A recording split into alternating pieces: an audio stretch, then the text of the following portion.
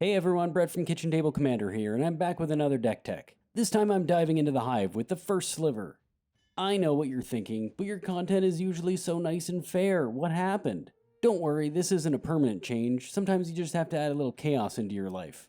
When the First Sliver was spoiled back in Modern Horizons, I started thinking about slivers again. I knew people hated playing against slivers and that my friends would probably not be my friends if I brought out a sliver deck. But I just had to build this. For science.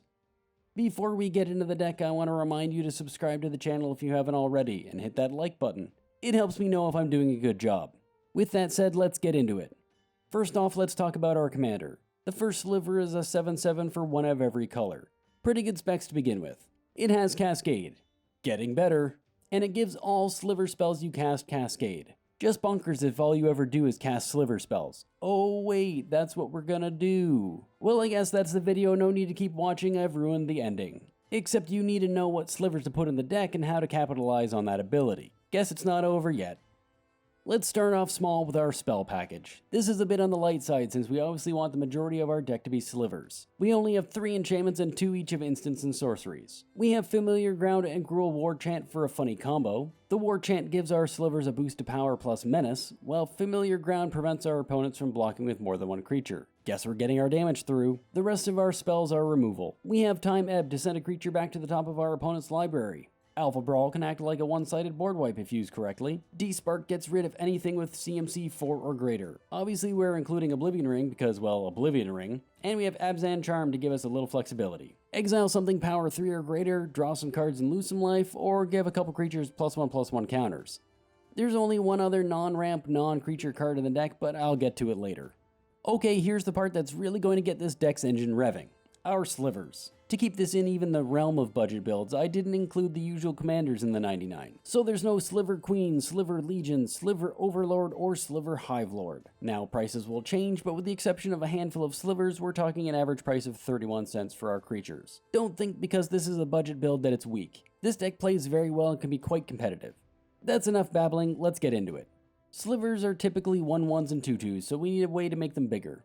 We've included a bunch of slivers that give buffs to our team. These include Battle Sliver, Cleaving Sliver, and Frenzy Sliver to give our slivers a boost to power. Armor Sliver, Steel Form Sliver, and Watcher Sliver give slivers a boost to toughness. And Enduring Sliver, First Sliver's Chosen, Megantic Sliver, Mighty Sliver, Predatory Sliver, Spectral Sliver, Spine Sliver, and Tempered Sliver to give a nice boost to both power and toughness. Some in the form of combat tricks and some as permanent counters. Speaking of boost to power and toughness, remember that card I said I was going to talk about later? Well, it's later, so let's talk about Stoneforge Masterwork. A 1-mana artifact that when equipped it gives the wearer +1/+1 for each other creature that shares a type with it. If we've cascaded into all our slivers, that's a potential 46/46 before any other boost from the previously mentioned slivers. I know that's magical Christmas land, but come on, a commander player's got a dream, right? Anyway, back to our slivers. We have Battering Sliver and Groundshaker Sliver to give all our slivers trample, Gemhide Sliver and Manawef Sliver to make all our slivers into mana dorks. Lancer Sliver, Spitting Sliver, Striking Sliver, and Talon Sliver give all our slivers first strike. Belligerent Sliver, Shadow Sliver, and Shifting Sliver make it harder for our opponents to block our slivers. In the case of Shadow Sliver and Shifting Sliver, basically impossible. We have Bladeback Sliver and Lava Belly Sliver to ping our opponents or a Planeswalker. Leeching Sliver to drain life and Quilled Sliver for attacking or blocking creatures.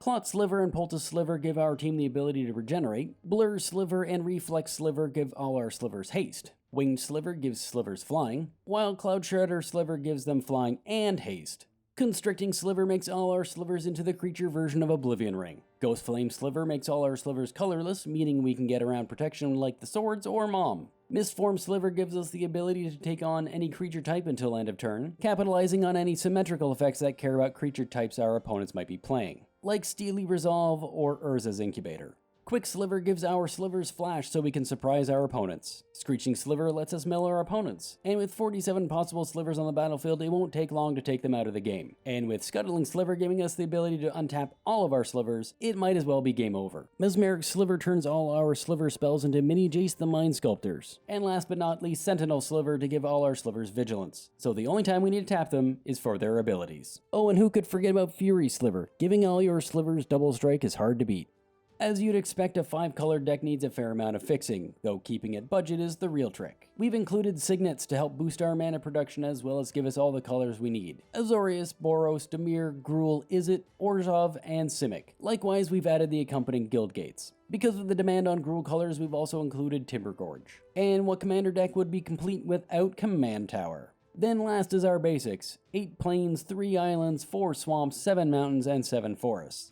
And there you have it, a fair and fun, the First Sliver Commander Deck. Well, that about does it for today. What did you think about this deck? Let me know in the comments below. If you like this video and you want to see more, you can help out the channel by liking, commenting, sharing, and subscribing. You can also hit the notification bell to make sure you stay up to date with all of our content. It helps the channel and it's completely free. If you wanted to throw a couple of bucks our way to help us improve the channel, you can do that through our Patreon at patreon.com/kitchentable commander or through our sponsor, Ain't Gaming. Use the affiliate link in the description below to let them know we sent you, and you can use coupon code KitchenTable10 at checkout to get 10% off your purchase.